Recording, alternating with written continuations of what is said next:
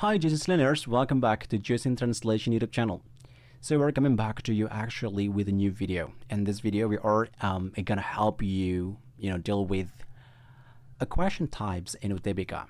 So anyway, in UTBK, you'll have English test surely with to drill and examine your understanding on English passage because it's some of the requirable types of skills that you have to acquire in a university anyway. Dan pada video kali ini kita akan mengajari kalian bagaimana cara mengerjakan soal bahasa Inggris dalam UTBK terkait dengan pertanyaan mencari makna tersirat dalam paragraf.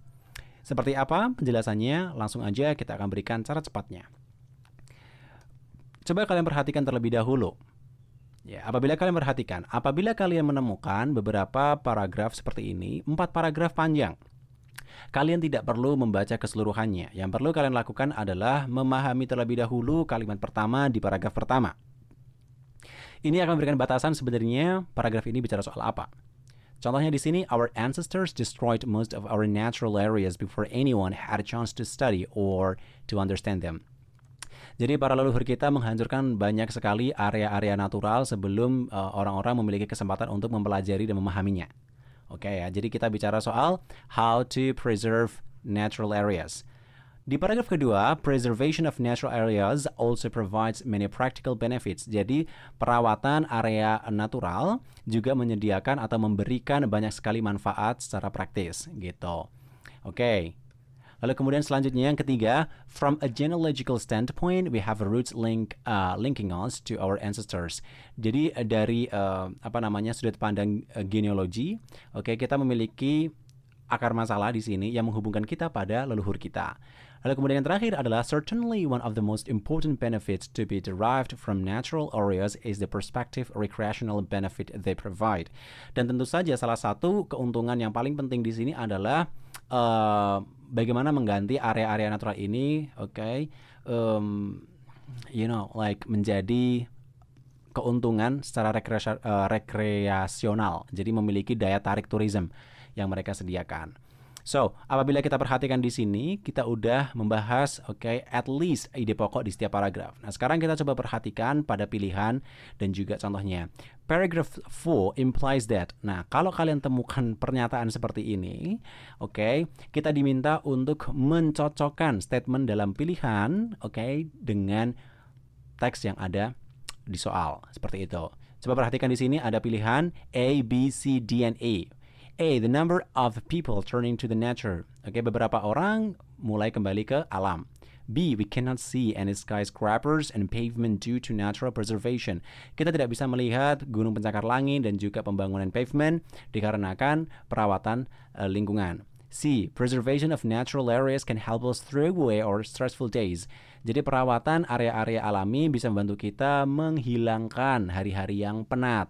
D, nature preserves a bravely light and busy life of urban environment. Jadi alam ini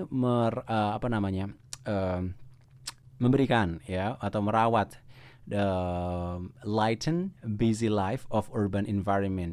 Jadi secara ringkasnya meringankan kehidupan yang sibuk dari lingkungan urban. Lalu kemudian yang E, quiet enjoyment of nature creates a better daily life. Jadi kenikmatan alam yang sepi ini menciptakan sebuah kehidupan harian yang lebih baik. Cara menjawabnya sederhana saja, yaitu pahami soalnya. Yang ditanyakan ini adalah apa yang tersirat dari paragraf 4 sebenarnya. Ya, jadi kita fokus aja pada paragraf 4. Informasi tersirat adalah informasi yang tidak dinyatakan secara langsung. Cara menjawabnya bisa dilakukan dengan mencocokkan pernyataan pilihan jawaban dengan ungkapan dalam bacaan. Coba kalian perhatikan pilihan A. Mengatakan bahwasanya begini, the number of people turning to the nature, yang berarti beberapa orang beralih ke alam.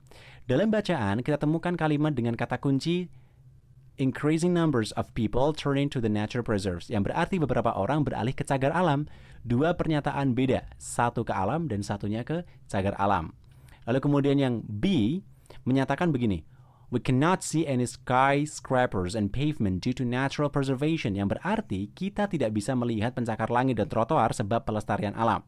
Dalam bacaan kita temukan, kata kunci skyscrapers and pavement ada pada kalimat the quiet enjoyment of nature calms the monotony in our daily lives, whether from skyscrapers and pavement or unbroken horizons of corn and beans, yang artinya nikmatnya alam menenangkan rasa bosan di kehidupan sehari-hari, apakah dari pencakar langit dan trotoar atau bentangan luas jagung dan kacang-kacangan. Pilihan ini salah karena justru cagar alam bisa membuat kita melihat pencakar langit dan trotoar, seperti itu. Oke ya, jadi dua pilihan ini A dan B kurang tepat. Bagaimana pilihan yang C? Mengatakan seperti ini.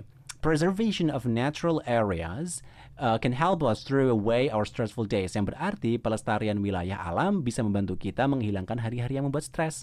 Dalam bacaan kita temukan ungkapan tersebut pada kalimat this is evidenced by the increasing numbers of people turning to the nature preserves in order to escape bravely from the hustle bustle of fast-paced society, yang berarti ini dibuktikan dengan bertambahnya orang beralih ke cagar alam agar bisa lari dari lingkungan yang padat cepat.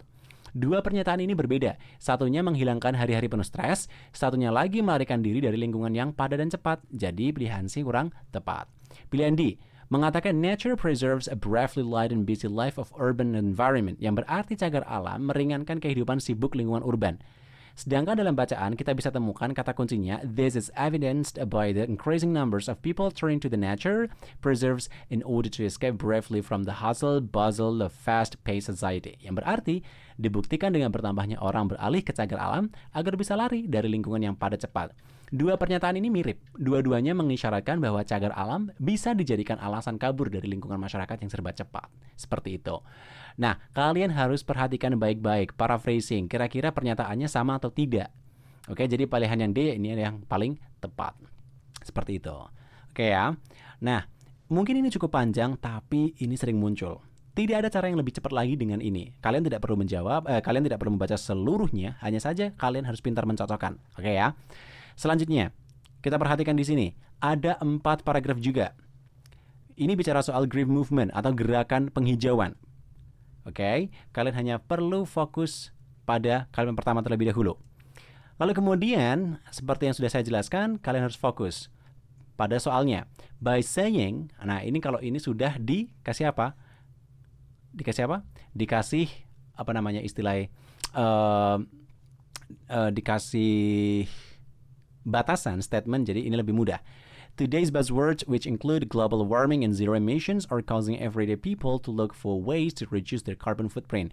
Jadi istilah-istilah ya yang menggema, yang mana termasuk pemanasan global dan juga emisi zero, menyebabkan orang-orang mulai mencari cara untuk mengurangi carbon footprint gitu.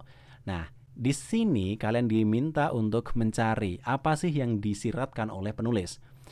Pilihannya, kita mulai dari yang A, environmental issues have made the people more cautious of their actions. Jadi, masalah-masalah lingkungan membuat orang-orang semakin waspada pada aksi mereka atau tindakan mereka. Yang B, global warming and zero emissions become everyone's concerns. Jadi, pemanasan global dan juga emisi zero menjadi kekhawatiran semua orang. C, people have to take care of their greenhouse carefully. Orang-orang harus merawat rumah hijau mereka dengan baik. D, eco-friendly environmental program should be strongly enforced. Jadi program lingkungan yang ramah harus digalakkan. Yang E, all the people around the world are aware of global warming. Jadi semua orang di seluruh dunia ini aware, sadar, dan waspada juga terhadap pemanasan global. Nah, cara menjawabnya seperti tadi. Pahami soalnya, pernyataan tersirat tadi yaitu yang tidak secara langsung diungkapkan oleh penulis. Kalimatnya di sini, today's buzzword, sudah jelas, memiliki arti seperti ini. Kata-kata dengung hari ini termasuk pemanasan global dan emisi nol menyebabkan setiap hari masyarakat mencari cara mengurangi limbah. Dengan kata lain, bisa dinyatakan bahwa pemanasan global dan emisi nol membuat kita prihatin atau menjadi perhatian kita semua. Jadi kita bicara soal bagaimana dua hal ini menjadi hal yang membuat kita khawatir. Pilihan A, fokus pada isu lingkungan telah membuat masyarakat awas atas tindakan mereka. Jadi fokusnya pada tindakan aja, jadi kurang tepat. B. Fokus pada pemanasan global dan emisi nol menjadi perhatian masyarakat. Ini sudah tepat karena sudah sama tadi gitu. Sedangkan yang C, fokusnya hanya masyarakat merawat rumah hijau dengan hati-hati. Yang D, fokus program lingkungan ramah sebaiknya didesak dengan kuat. Yang I, semua orang di seluruh dunia sadar akan pemanasan global. Ini juga tidak disebutkan. Maka jawaban yang tepat adalah yang B. Itu mudahnya seperti itu. Mudah bukan? Semoga ini bisa membantu kalian untuk memahami lebih mudah cara mengerjakan soal untuk UTBK.